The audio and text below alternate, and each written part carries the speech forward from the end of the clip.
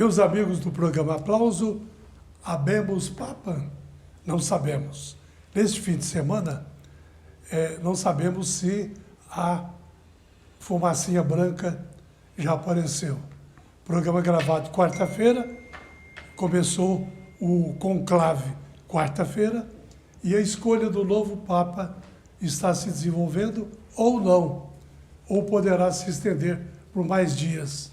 Para falar sobre isso e sobre o Papa Cult, Papa Francisco, eu convidei o nosso muito querido PX Silveira. Seja bem-vindo. Obrigado, Arthur. É sempre um prazer enorme estar aqui no seu programa, viu? Te rever, te dar um abraço fraterno.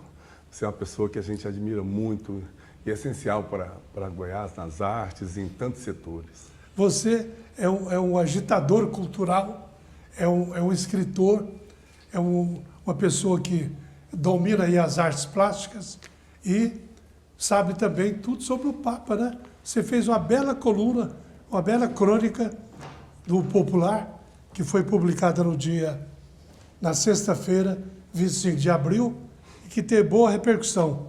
Papa Cult, sobre o Papa Francisco, o Léo está mostrando aí. O que te levou a você a escrever sobre o Papa Francisco? Arthur, o Papa Francisco, ele chamou a nossa atenção desde o primeiro momento, né, que ele se tornou pontífice, né, pela sua simplicidade, pelo seu bom humor, né, pela figura que ele é, né? Sim. E ele foi, de longe, o Papa mais simpático que a Igreja teve, né? Verdade. E em especial, ele mandou muitos sinais para o setor das artes, né? Que habitualmente é um setor assim que as pessoas não dão muita atenção, né? Embora seja vital na nossa vida, né? Ninguém vive sem arte, ninguém vive sem apreciar um bom quadro, uma boa música, uma boa novela, né? E, enfim, o Papa lançou um olhar sobre essa dimensão da vida humana. Isso, é sobre isso que você fala aqui na sua crônica e que me despertou atenção. Um Papa que teve esse olhar para as artes. Aliás, você começa assim, ó. Não apenas o mais simpático dos papas. Francisco foi o homem de ideias que avançaram sobre todas as dimensões da sociedade, não é? Não se limitando ao ofício católico. Espetacular o seu enfoque, né? Que ele, em abril passado, né? Você diz aqui, ele tornou-se o primeiro Papa a visitar a Bienal de Veneza, o mais tradicional evento, né? Que coisa interessante, eu não sabia disso. Verdade, ele se tornou o primeiro Papa a visitar a Bienal de Veneza, com a participação, não somente visitou, mas o Vaticano participava da Bienal com uma instalação, né? Sim. Então, e o Papa Francisco falava assim que o mundo precisa de mais artistas. Ele, em diversas ocasiões, falou dessa maneira, sabe? E ele achava que a arte serve para abrir os nossos olhos, né? Então, ele sabe muito bem, né, soube muito bem lançar a mão dessa potência que a arte tem para poder melhorar a vida das pessoas. No fundo, o recado dele era esse, né? Perfeito. Perfeito. Bom, você vai aqui mais adiante. O Papa não apenas visitou a Bienal, mas nela fez instalar o pavilhão de Santa Sé, né? Essa instalação que você falou, né? Sim. Essa beleza aí. E mais adiante você põe, o Papa Francisco mostrou que para a gestão pública, a arte não deve ser entendida como despesa, mas como investimento. Mostrou também aos governantes que o amparo à cultura e suas manifestações não significa a concorrência de gastos com a saúde ou com a educação. Interessante isso. Pois é, como não bater palmas, né, para uma pessoa dessa, né? Sentada no trono de pontífice, né? No trono de abrangência mundial, global, né?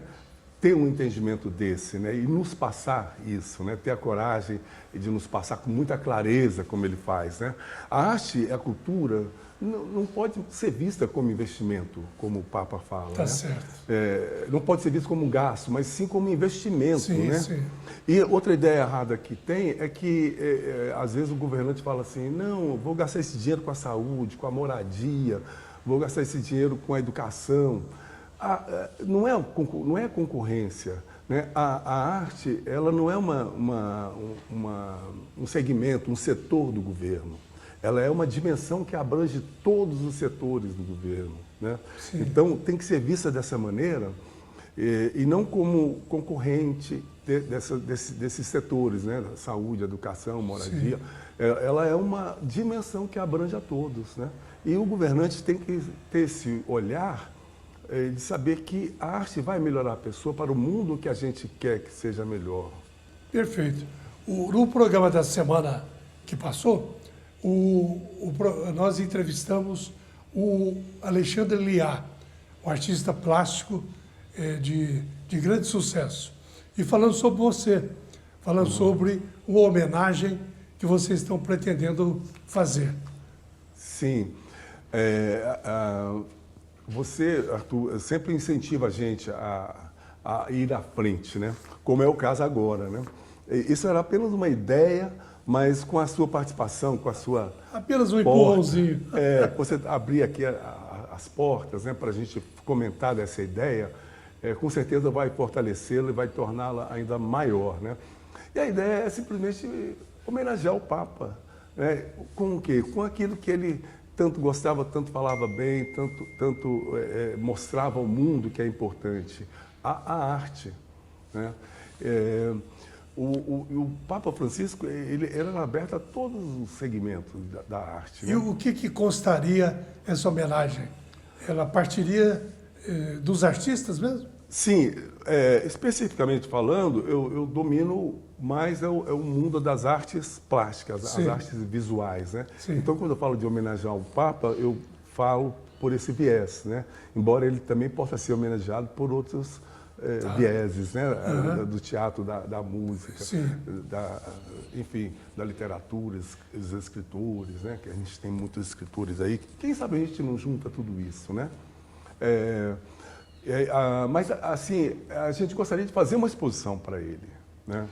E lançar esse desafio. No entanto, nós precisamos de algumas coisas, Arthur. De um local, o local tem que ser grande, né? Não é apenas uma galeria, tem que ter um local para comportar isso, né? Eu penso, por exemplo, ali o hall da Assembleia Legislativa, por exemplo, ali tem um espaço grande. Eu fui no evento recentemente, lá em homenagem à cultura chinesa. Sim. E fiquei muito bem impressionado pela organização. Espaço adequado. E o espaço é adequado, né? E precisamos pensar alto, porque a gente não quer fazer uma coisa de goiano para goiano, a gente tem que pensar alto, fazer de goiano para o mundo, por que não, né? Nós vamos homenagear uma figura que tem esse peso, tem essa profundidade, né? Então a gente tem que fazer uma coisa local que seja global, né? Então essa homenagem que está nascendo aqui no seu programa, Arthur, você abrindo as portas para essa ideia, né? E vai com a gente até a sua realização, né? Claro, né? Ela tem que ser homenagem à altura do homenageado. Vamos caminhar juntos até lá. De repente, podemos marcar uma audiência com o presidente da Assembleia, o deputado Bruno Peixoto, e iremos lá para expor. Aí você daria para ele os detalhes dessa possível homenagem e teria como palco, como cenário, esse local lá da Alego. Perfeito, Arthur, perfeito. Obrigado já, tá vendo? Você faz as coisas andarem, né? Vamos ver se vamos junto. a gente consegue fazer isso. Vamos junto. Tá bom. Bom, eu fiquei muito encantado com a sua prosa aqui, Papa Cult. Achei interessante.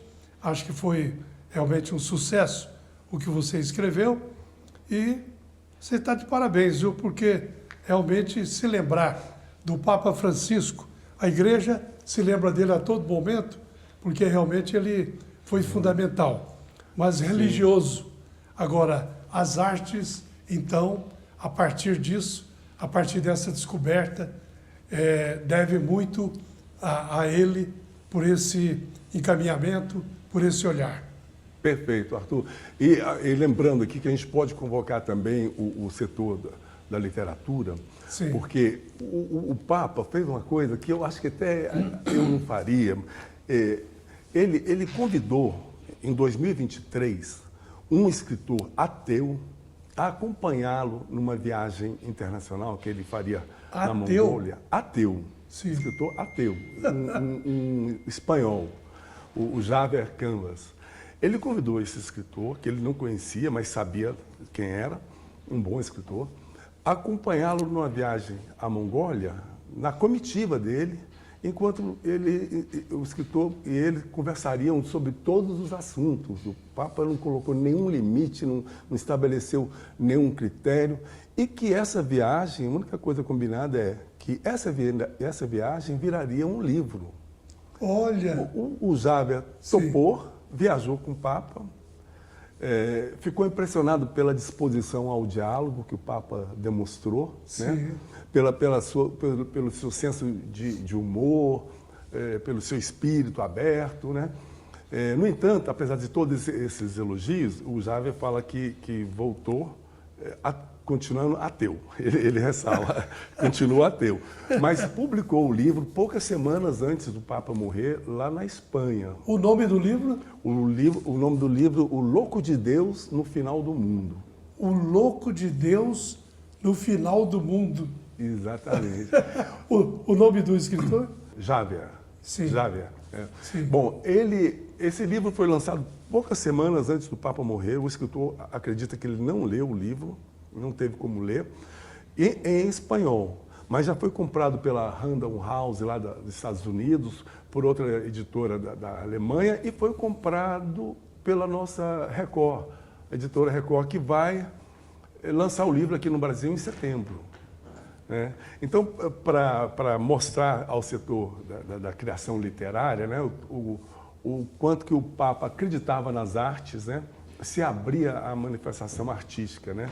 E, ao mesmo tempo, então, Arthur, convocar o pessoal da literatura, os poetas e escritores, a participar dessa nossa homenagem que faremos ao Papa.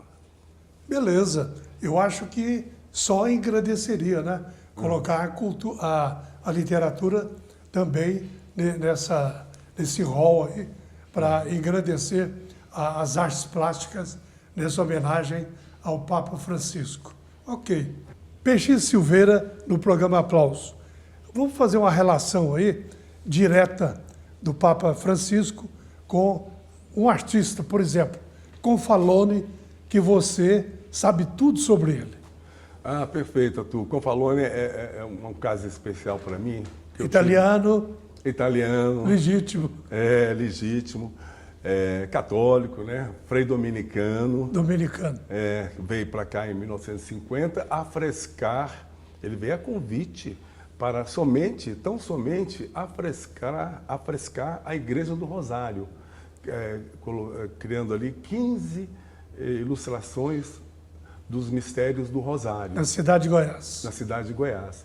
E esse convite, que era apenas para afrescar a igreja, se tornou uma vida inteira. Aos incautos, ou, por outro, aos menos sabidos, afrescar significa... Afrescar é quando o artista pinta na massa fresca da parede, de forma que, quando a parede seca, ela fica impregnada da tinta. Absorve. Sim, e a durabilidade é outra, né? A durabilidade é enorme. É a vida inteira. A vida inteira. O afresco tem uma durabilidade do tamanho do imóvel no qual ele é feito.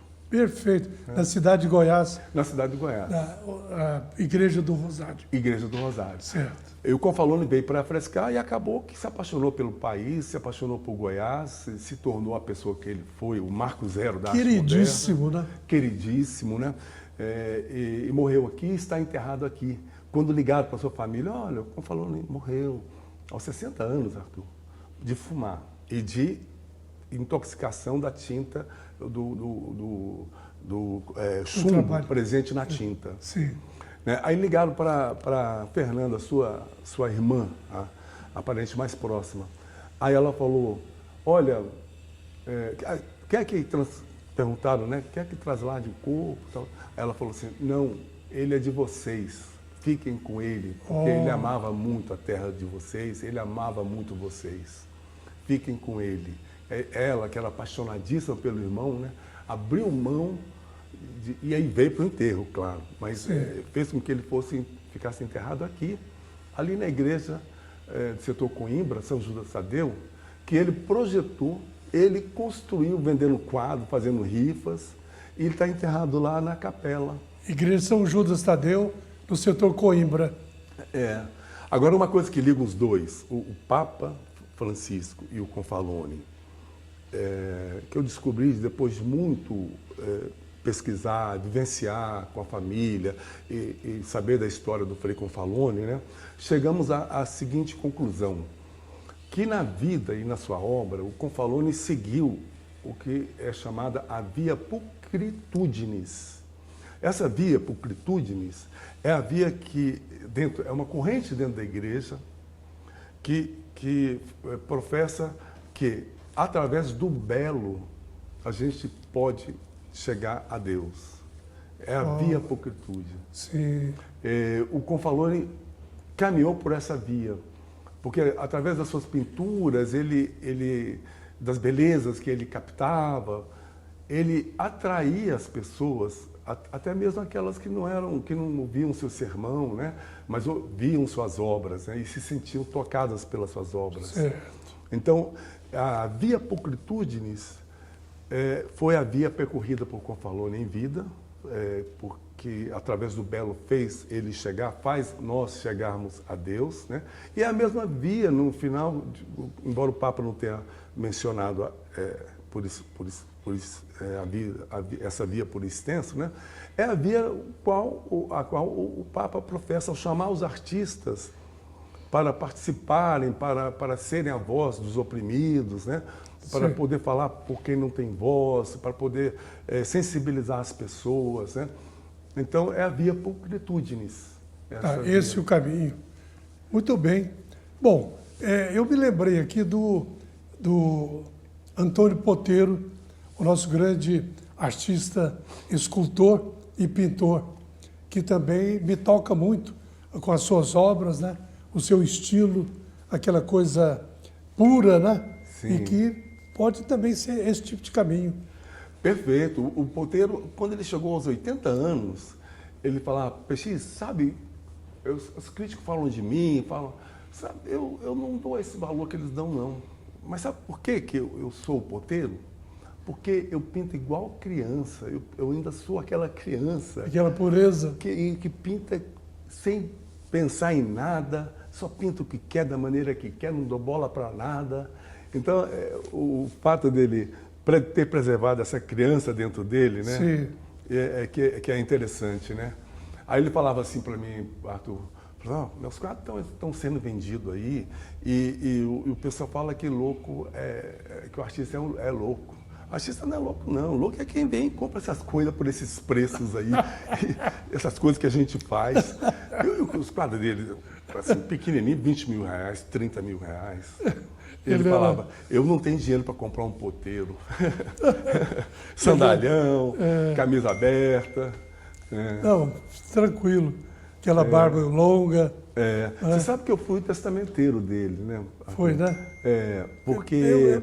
foi bom você ter tocado no assunto.